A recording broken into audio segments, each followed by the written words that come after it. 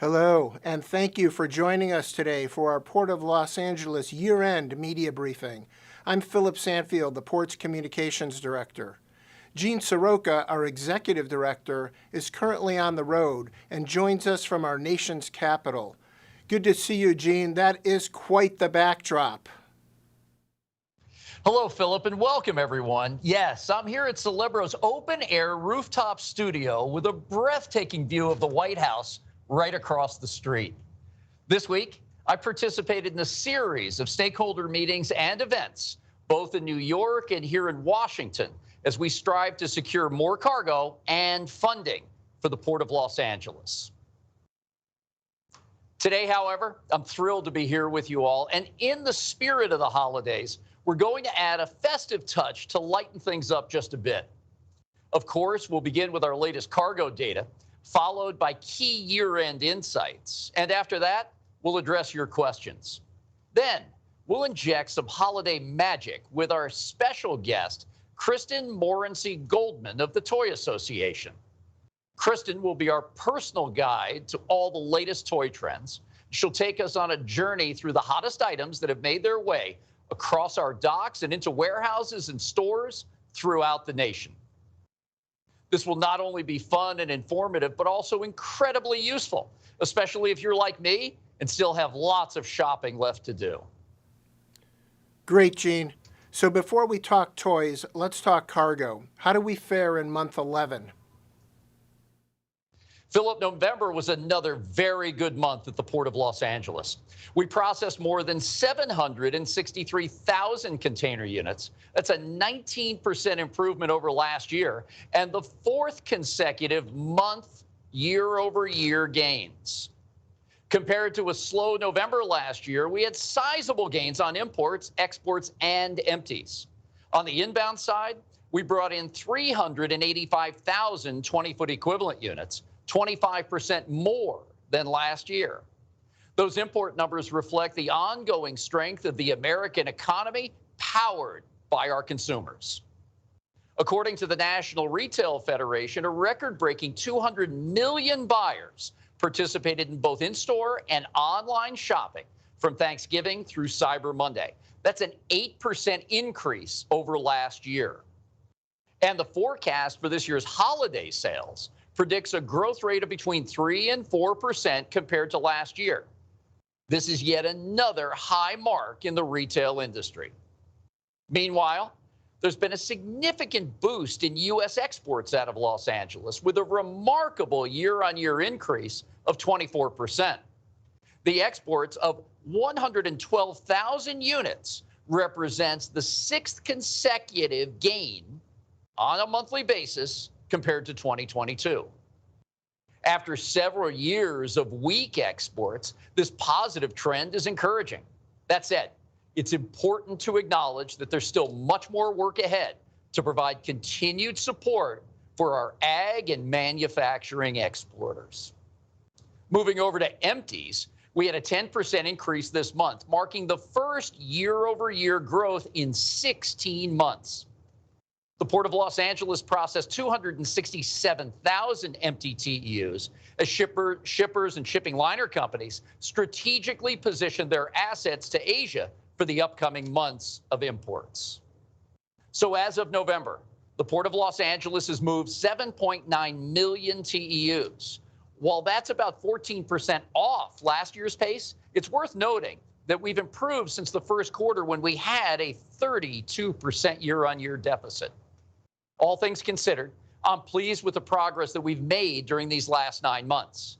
Our dock workers and other stakeholders have done outstanding work and are prepared to handle more cargo as the market picks up. In short, all these efforts have allowed us to steadily recover and bridge the gap, positioning the Port of Los Angeles to keep its market leader position as we move into 2024. Jean, speaking of next year, what do you expect to see in the first quarter? Philip, as you know, Lunar New Year always impacts our first quarter numbers. This year, the holiday falls on February 10th, which means that factories in Asia will be diligently working to push out goods ahead of that one-week holiday. As a result, We'll see a pretty respectable January as cargo arrives ahead of the break, and then another bump in arrivals toward the end of February in Los Angeles, as that last cargo will be leaving Asia on the 8th and 9th of February, headed our way. Traditionally, following that, March will be a lighter month in terms of production as Asia ramps up then its next manufacturing swing for spring fashion and seasonal products like patio furniture, fans, and air conditioners. That said, so much will continue to depend on the U.S. economy. Fortunately, the current signals have generally been positive. Yesterday's consumer price index data showed that inflation was easing just a bit again, month over month, holding at 3.1% through November. And that's down from the high of 9% inflation that we witnessed back in the summer of 2022, and will likely keep the Federal Reserve on track to leave interest rates unchanged when the announcement is made at 2 p.m. Eastern Time today. And the latest jobs report was encouraging, showing a healthy 199,000 jobs increase in U.S. payrolls. This growth suggests a steady pace of job creation and supports a positive outlook for the near future. Gene, besides the economy, what else might impact trade in 2024? Philip, when it comes to forecasting business activity next year, there are a few factors that I'm watching very closely. First is that there's a lot of vessel capacity on the water right now, which means it will be a buyer's market for cargo owners, both imports and exports. So we can expect to see lower prices for shipping services in an effort to try to fill up those newer and cleaner vessels. Second, the East Coast labor negotiations will be ongoing towards the middle of this year. And while these dock workers have not gone out on the job on strike since the early 1970s, it's an issue that many in the industry will be watching closely. And lastly, it is a presidential election year, and that introduces a whole other level of uncertainty, which could potentially impact the economy and global trade before and after the outcome. Some will be predictably focused on what happens on the political side. Others will be trying to jockey for position on what the new policies portend to be. The bottom line, early indications for 2024 suggest that there are no storm clouds on the horizon. While the Port of Los Angeles certainly won't have the same surge of cargo as we did in 2021 or 22, I believe there's a good chance that we'll continue to see an uptick in volume. Thank you, Gene. And now, as promised, let's get into the holiday spirit. Would you please introduce our featured guest? My pleasure, Philip. Kristin Morency Goldman is the Senior Director for Strategic Communications at the Toy Association, which is a representative body for companies involved in the toy and game industry, including manufacturers, retailers, and licensors. With her extensive experience in the industry, Kristin plays an important role in tracking consumer trends and engaging with member companies, the media, and other important stakeholders. Kristin, it's so great to have you with us today, coming to us live from the great city of Montreal. We've been looking forward to having you. Thanks for joining. Thank you for having me. Before we begin, I'd just like to share that Kristin works in this space quite a bit. We've got others that work on the supply chain issues, but the blend of our two experiences today should be quite good. In 2020, we spoke with Kristin's colleague, Ed Desmond, when the backlog of toys and other holiday goods dominated the media headlines. This year, however, the movement of cargo into warehouses, stores, and fulfillment centers across the country has been smooth, and holiday inventory is plentiful. So today we can talk about the toys themselves. So Kristin, let's start with an overview of what the toy market looks like today, as well as the membership that you represent. Absolutely. So just to give a little bit of a background on the Toy Association, we were founded in 1960 as the Toy Manufacturers of America. And today we exist as the North American Trade Association, representing hundreds of companies, as you said, manufacturers, retailers, licensors, and many others who are involved in the youth entertainment industry. Our manufacturing members account for 93% of US toy and game sales, which were approximately $40 billion in 2022. So just some of the work we do as an association includes advocating on behalf of members' businesses, both in the US and globally, producing the world-renowned Toy Fair trade show in New York City, providing members with programs, products, actionable research, and events to help grow their businesses. And we are also a global leader in toy safety. So we helped develop the first toy safety standard more than 40 years ago. We remain committed to working with medical experts, government, industry, and consumers on ongoing safety programs to ensure the safety of children at play. And in everything we do, we uphold the value of play in the lives of both children and adults.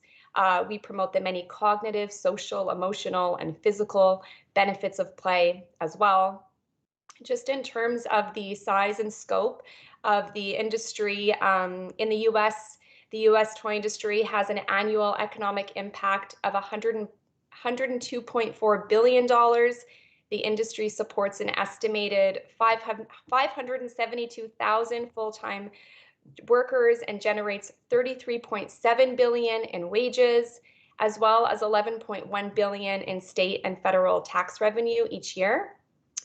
In the state of California alone, the toy industry has an annual economic impact of $17.8 billion. The industry supports 87,400 jobs in the state, and 96% of the manufacturers, distributors, and wholesalers are actually small businesses.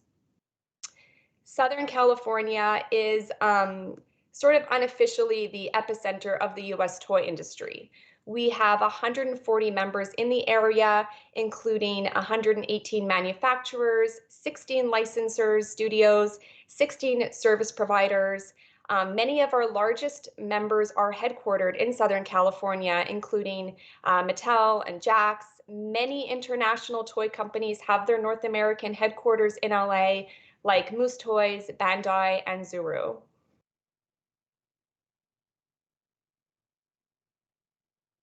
Oh, that's a fantastic overview, Kristin. Based on the association's research, what are some of the recent consumer trends and shopping habits that you've discovered?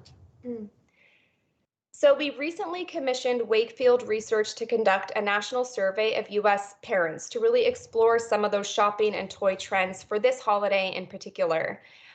Our survey found that nearly a quarter of parents are going to buy fewer toys this holiday. However, they will spend the same amount as last year if they can find toys that are high quality and engaging.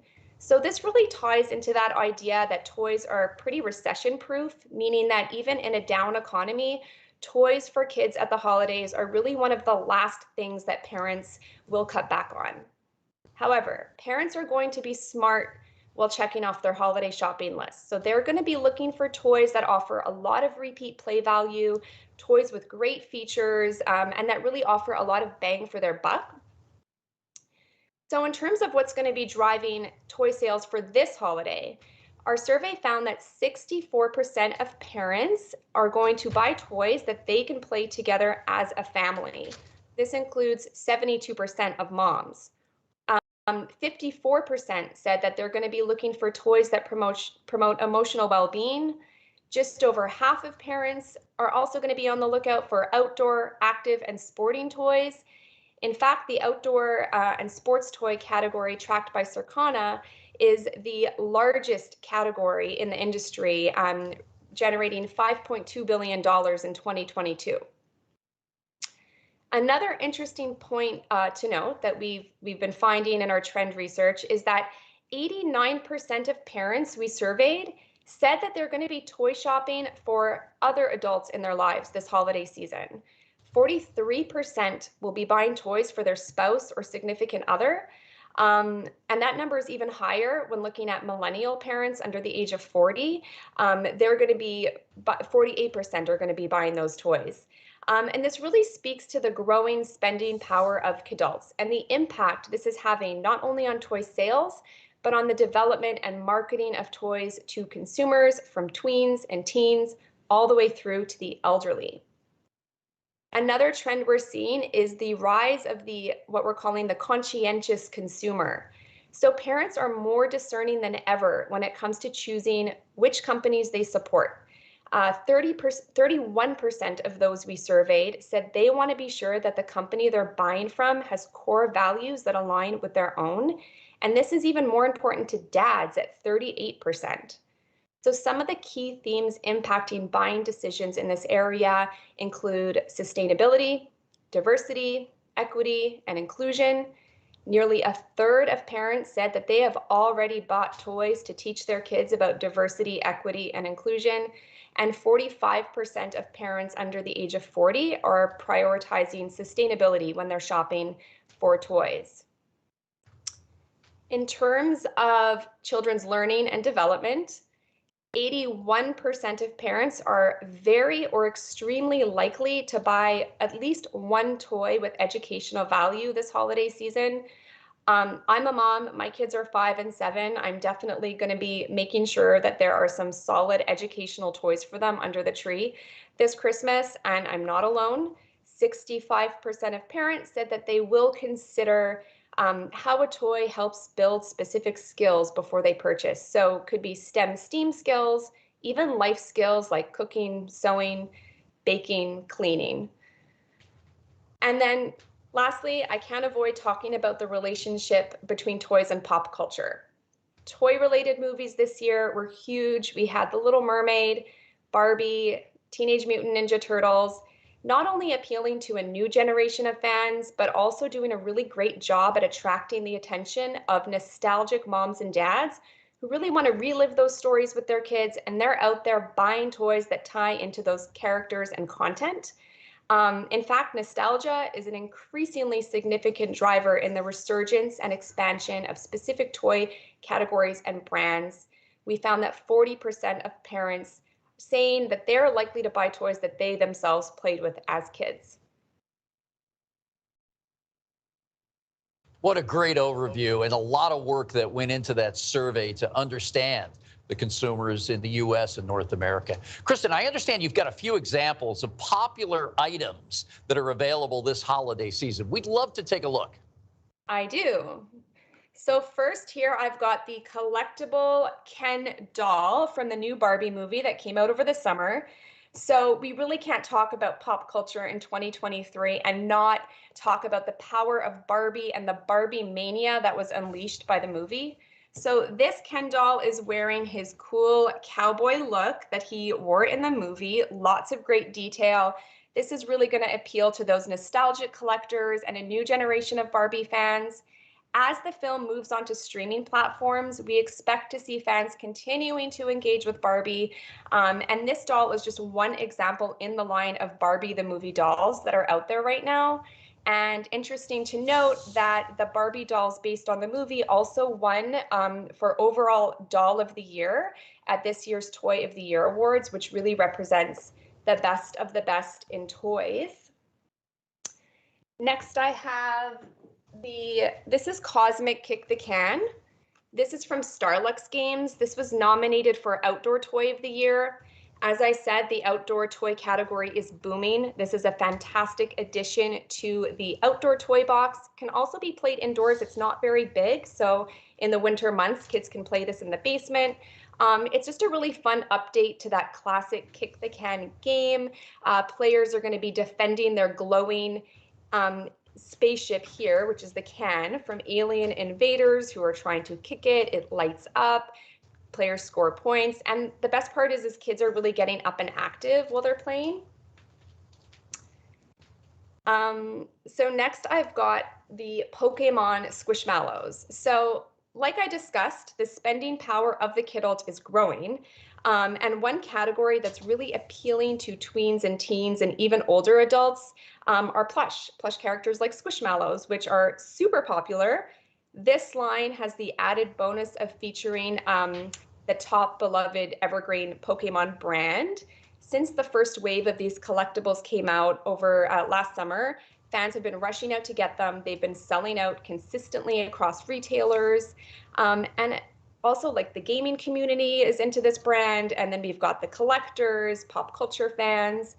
And I'd also like to note that Squishmallows took home the top overall Toy of the Year award this year, which is the most coveted title. So that's a really big deal.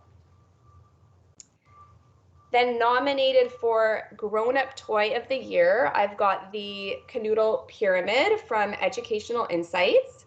So this is a really popular toy because consumers are really recognizing that play is beneficial for older adults as well as kids. So Educational Insights learned through consumer feedback that a lot of their players are actually seniors who are playing this game to help sharpen their mind. It's a 3D puzzle game.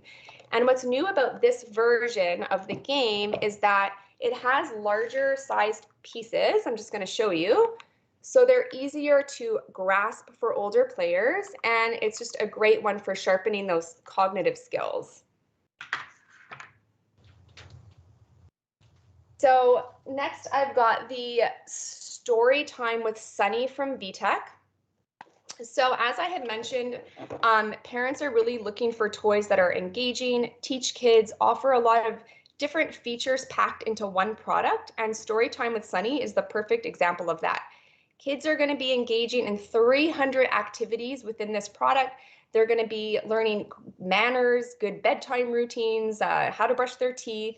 And what I really love about this is that it also doubles as a nightlight and a clock for their room. So again, this is just a really great product that offers a lot of bang for your buck. And then speaking of sustainability, we've got the Gund Recycled Plush here from Spin Master. So with more parents prioritizing the environmental impact of toys, Gund has now launched its first ever line of 100% sustainable plush. So each one is crafted using all recycled materials. Even the packaging and the tags are made of recycled materials. And you know, Gund is one of America's oldest plush makers. They've been making these for 125 years, and now they're making them sustainably as well, which is great.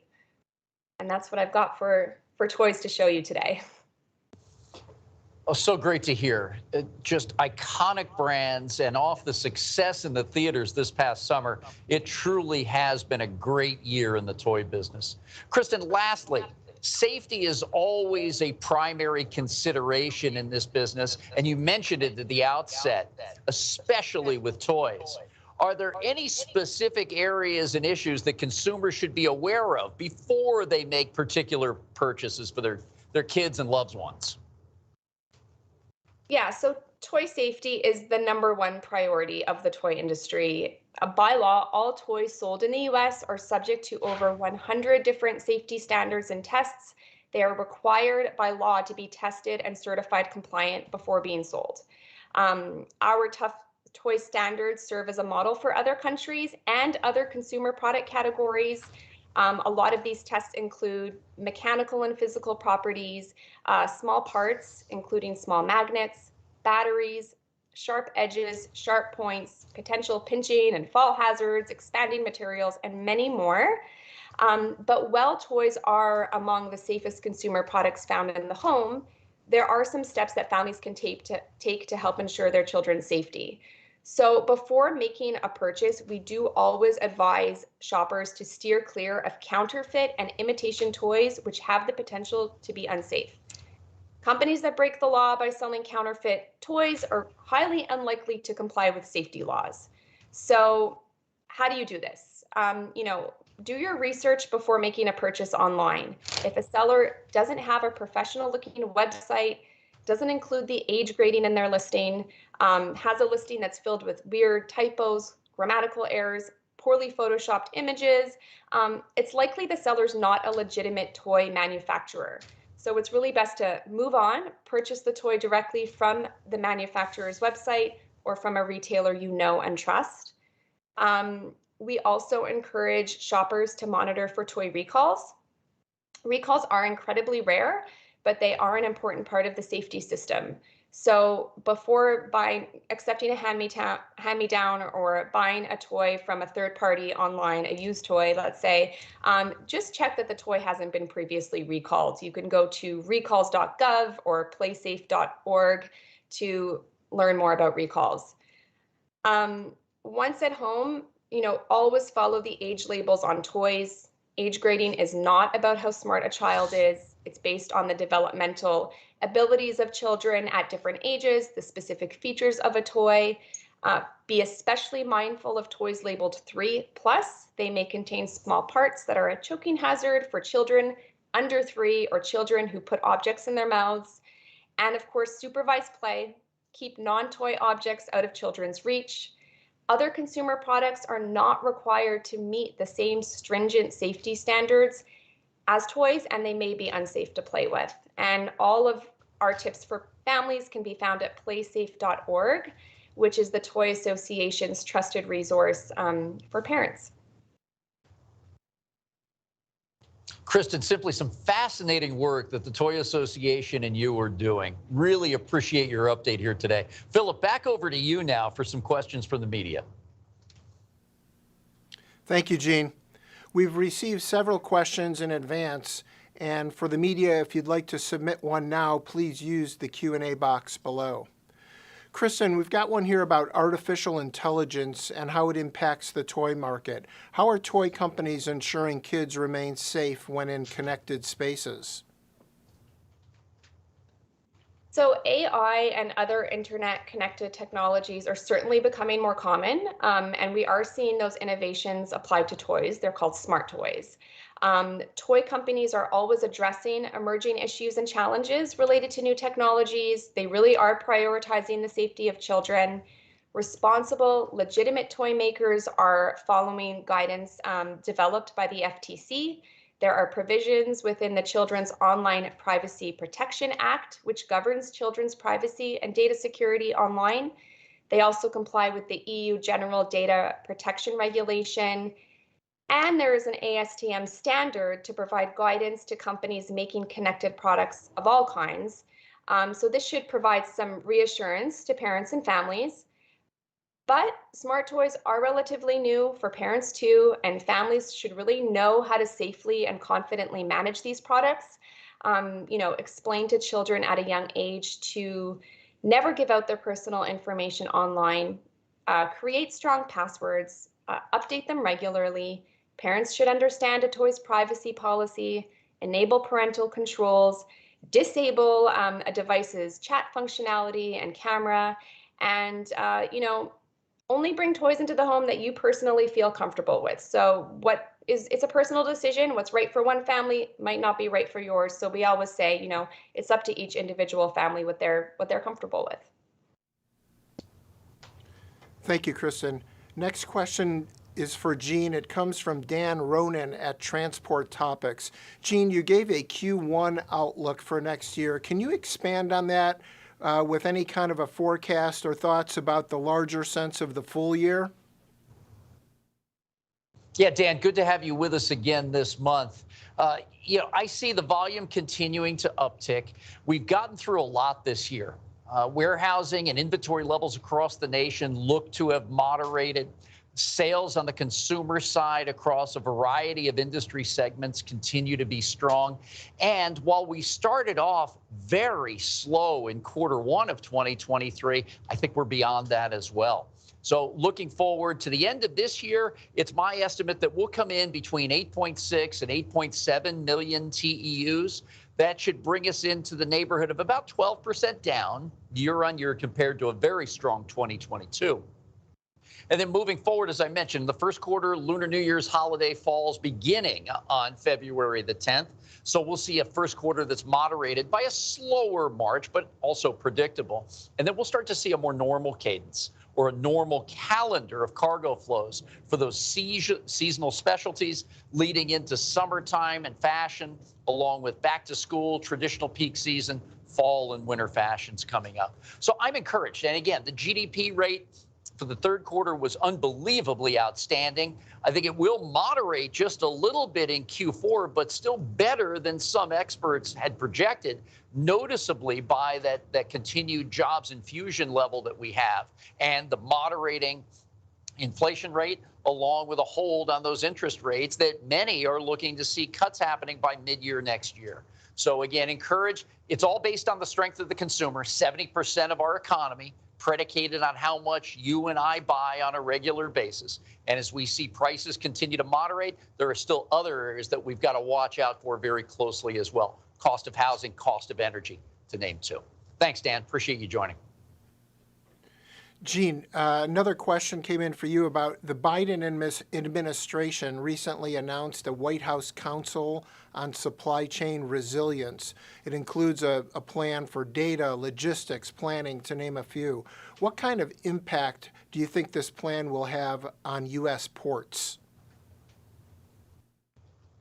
Well, Philip, I think that the Biden-Harris administration has been the most forward-thinking when it comes to supply chains. And this dates back to just shortly after inauguration, when the president signed an executive order on supply chain that include a look at commodities and rare earths and things that really needed to be focused on.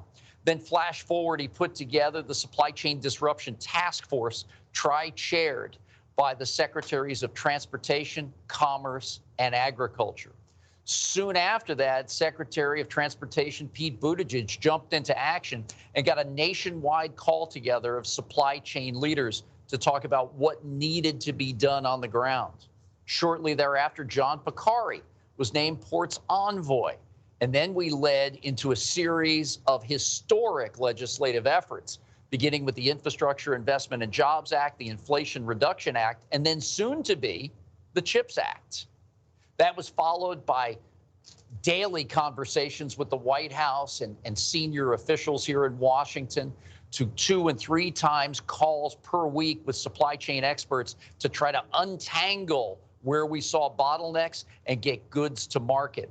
It wasn't so long ago we were talking about baby formula and the need to get it to our stores and to our families on the ground across America.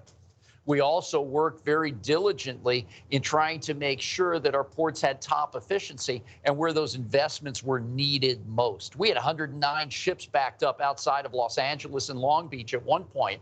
And when we were able to see through data insights how we could get cargo moving faster and not just warehouse it at the ports, we set records in 2022 in 7 of the first 8 months of the year and worked those ships from 109 down to single digits.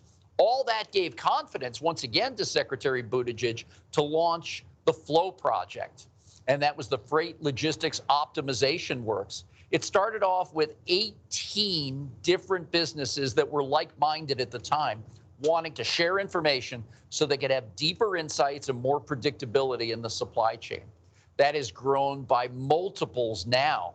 And what we're seeing is a real move across the nation, not only to share information, but to protect it, as outlined by the cybersecurity steps that we've taken in Los Angeles and the work that's being done right here in Washington with Secretary Ali Mayorkas of the Department of Homeland Security, Cyber Infrastructure Security Administration, so many others. The work here will continue, and again, underscored by the latest announcement by the president and through the senior cabinet members as to how important this supply chain is going to be in the months and years ahead. Not taking their eye off the ball when things seemingly were moving better, and they are, but now is the time to build, invest, fine-tune, and protect. And that's exactly what President Biden and Vice President Harris are doing. Thanks for the question. I appreciate it. Thank you, Gene. This question is for Kristin, a follow-up on your remarks about the cadult phenomenon. Where did this come from, and any more insights into this? Sure. So we saw the cadult trend emerge very early on, or maybe even just before the pandemic. It was really starting when COVID upended everyone's lives. The trend really exploded. So families were spending a lot more time at home. Parents were playing more with their kids, either to educate them or to entertain them. And everyone really felt those clear stress relieving benefits of play during a period of, high stress and high fear and uncertainty. So what's really interesting is that now that we have more or less resumed our normal way of living, the value, the benefits, and the appeal of play is continuing to endure. So the toy industry is really responding to that wider audience of toy lovers by creating products that appeal specifically to teens, adults, and the elderly. I do think that social media in particular has played a pretty important role in bringing toys and playfulness into the lives of teens and young adults. just through those viral videos that we're seeing online, and those trends that are really sparking an interest in certain collectibles and characters and that shareability factor of it all on social media. And it's, it's a trend, like I said, that started a few years ago. It's growing and growing, and we don't really see it going away anytime soon, I should say. Thank you, Kristin. This question is for Jean. The West Coast lost market share to the East Coast in the past year with protracted labor negotiations noted by many as a primary factor. What's the state of the market share today? Are we seeing any of this cargo returning back to LA's San Pedro Gateway? Yeah, thanks, Philip. We are seeing a return of that cargo. As noted in our monthly liftings, we're growing year on year once again. Exports are dominating that story with 6 consecutive months of growth. And from what I understand through our economist, Mike Keenan, and some other observers in the industry, that the market share is now up to 49% compared to 42% last November. That's for the San Pedro Bay ports. Factoring in the 4 months since August, our gateway's overall share now stands at 47% versus 42% at the same time period in 2022. So we are making progress, but as I said earlier, there's still a lot more work to do. We've got to manage that cost structure. We got to keep taking good care of the people who take care of us. This broad spectrum of labor across the supply chain in the Southland and throughout the country. And we've got to make sure that we manage the regulatory environment the right way so we continue in our world-leading efforts to reduce pollution and get to zero emissions while giving confidence to the import and export decision maker that the San Pedro Bay is the gateway of choice. Pleased with the progress. We'll still keep pushing ahead, going for every pound of freight we can.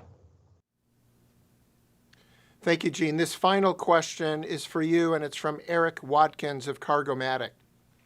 The Port of Los Angeles has 2 proposed projects on Terminal Island for a marine support facility. Can you describe this and how it will improve the flow of cargo, especially for our drayage drivers?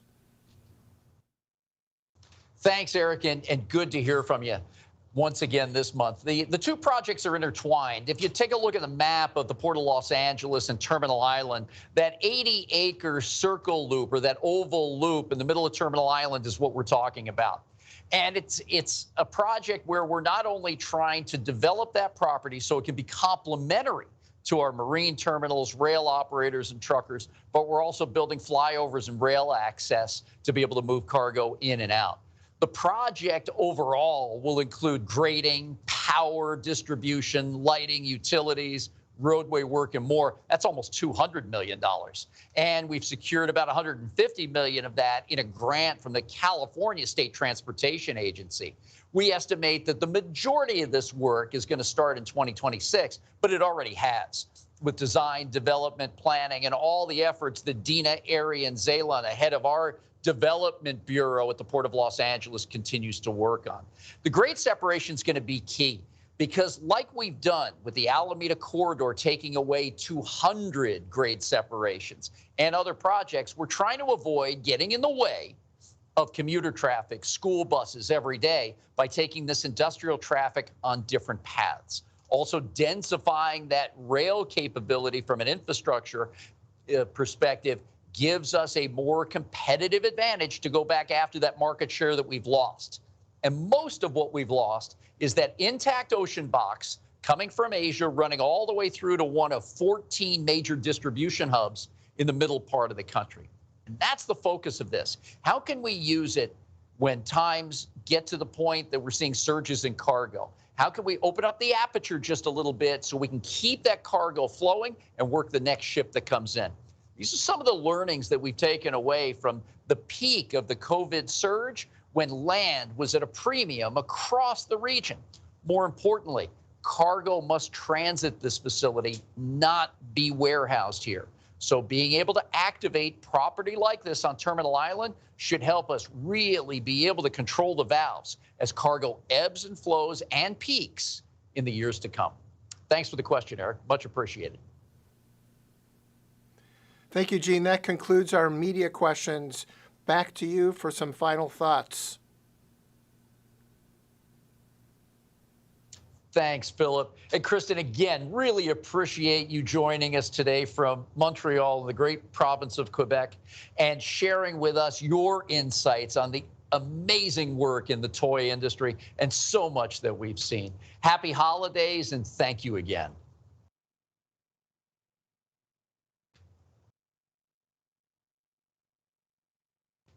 And finally, as we approach the end of 2023, I'd like to take a moment to share a few thoughts on our vision for the year ahead here at the Port of Los Angeles.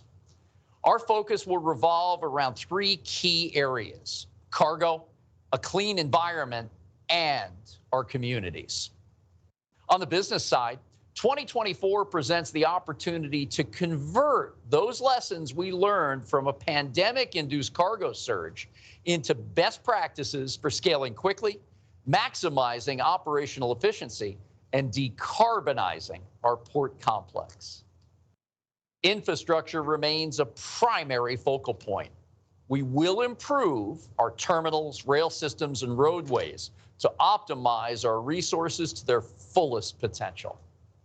The same is true for the broader freight network that connects our gateway to consumer markets. The success of this network depends on a robust investment and effective collaboration. In addition to physical infrastructure, we recognize the importance of digital connectivity in our operations. We're committed to expanding our industry-leading portfolio of supply chain data sharing and cybersecurity initiatives. These programs not only increase our agility, resilience, and competitiveness, but also advance our emissions reduction goals. Combating climate change and transitioning to a zero-emission port is an urgent task for all of us.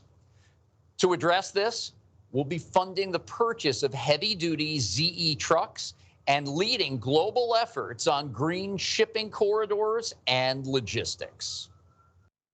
We're also investing in the development of a hydrogen hub, which will support the use of hydrogen fuel cell equipment on multiple modes of transportation within our port. Grant funds will be utilized to accelerate the adoption of this technology and its integration into our infrastructure. As we work towards all these goals, we remain dedicated to our communities and local neighborhoods. We're making historic investments in public access infrastructure and commercial waterfront projects. We understand the importance of workforce development initiatives and will prioritize investments in this area as well. In addition, we'll be providing community grants to support local projects and initiatives that align with our vision for a sustainable and thriving port. More cargo, a cleaner environment, and a closer connection with our great communities. These are the three priorities that I'll be sharing more details about at our upcoming annual State of the Port address on January 10th. It would be an honor to have the journalists who cover these briefings join us there in person. If you're in town or interested in coming, please reach out to Philip, and we'd love to have you join us. In closing, what a privilege it's been to interact with all of you throughout this year. Your dedication to covering this industry is truly commendable, and I deeply appreciate the quality of your work and the integrity you bring to it. Wishing all of your families and you a safe and joyful holiday season and a very happy new year. Take care, everyone.